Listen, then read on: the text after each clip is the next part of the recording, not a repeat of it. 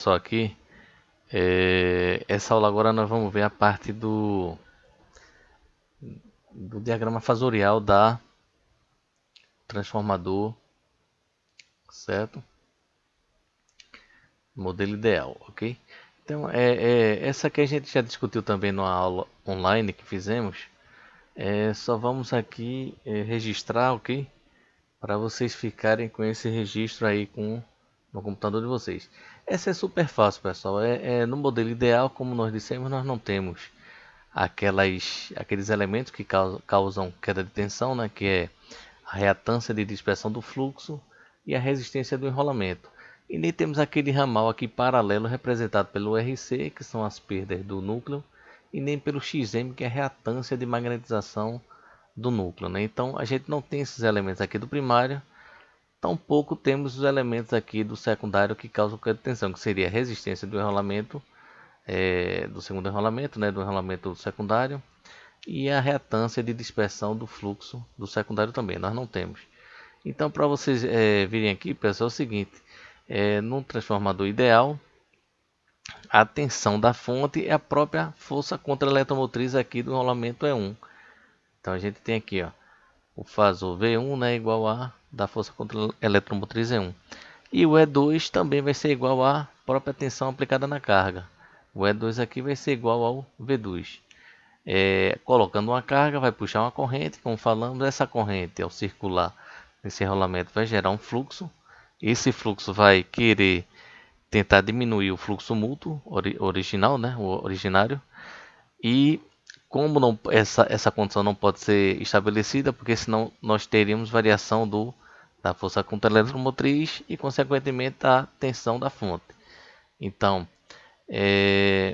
pelo princípio de conservação, né, da energia, essa corrente daqui vai, vamos dizer assim, puxar essa corrente no primário, a corrente 1, a fonte vai fornecer essa corrente aqui para o enrolamento primário de forma a gerar o fluxo φ1 e se contrapor ao fluxo φ2, de forma que o fluxo mútuo fique constante, ok?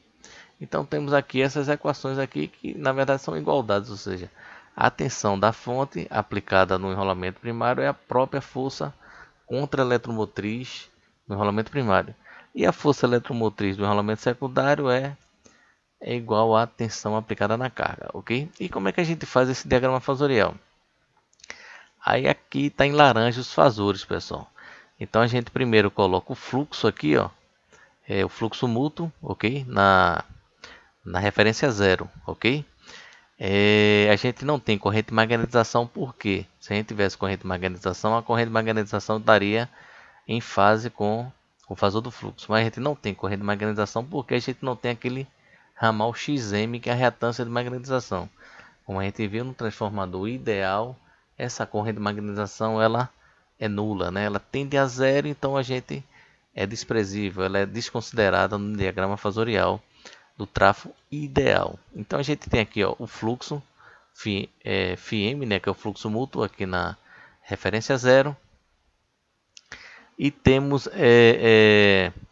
a tensão V1, que é a tensão da fonte. No caso, ela está adiantada de 90 graus de φm, ou em outras palavras, φm vai estar atrasado de 90 graus da tensão, ok?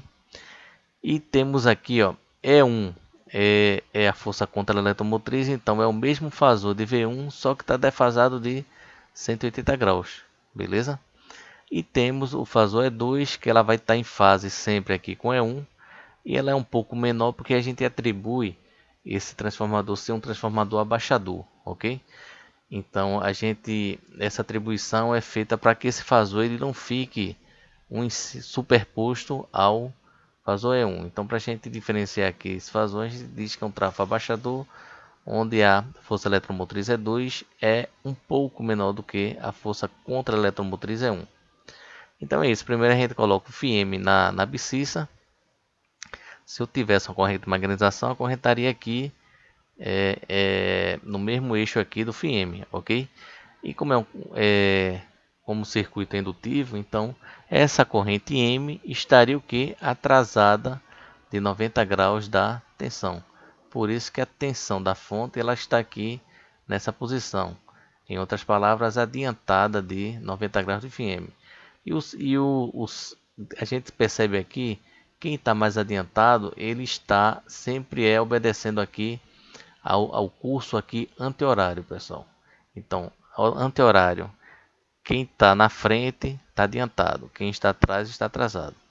Aí por que a força contra-eletromotriz está aqui? Porque ela está defasada de 180 graus, pessoal, da tensão da fonte de V1. Então, como aqui o tráfego ideal é 1, tem o mesmo valor de V1, só que está atrasado de 180 graus. E a força eletromotriz no rolamento secundário vai estar em fase com a força contra-eletromotriz E1. Φm deu origem às duas tensões induzidas, né? Uma que a gente chama de contra-eletromotriz e outra eletromotriz. A eletromotriz, a força eletromotriz está no secundário, no rolamento secundário, e a força contra-eletromotriz no rolamento primário. Ambas estão em fase, por isso que ambas estão aqui na mesma direção e sentido, ok? E por que E2 é um pouco menor do que 1? Porque a gente estabelece que esse trafo é um trafo abaixador, por isso que ela é um pouco menor, ok? E a gente vai colocar aqui agora o fasor da corrente 2 e da corrente I1. Então, a gente coloca laranja aqui, esses novos fasores aqui, ó, que é o passo 2, plotar o fasor da corrente 2 e o fasor da corrente 1. E 2, pessoal, ela está nessa posição porque eu considero a carga C2 como uma carga indutiva, ok? Se a gente for lá em cima, a gente vai ver que é o diagrama fasorial, né? Considerando uma carga indutiva, ok? Então, essa carga Z2 aqui é indutiva, pessoal. Se ela é indutiva, então essa corrente aqui, que vai passar pela carga, vai estar defasada em relação à tensão da fonte, que no caso é E2, beleza? Então, se a gente verificar aqui, ó, a corrente I2 vai estar atrasada em relação ao fasor E2, ok?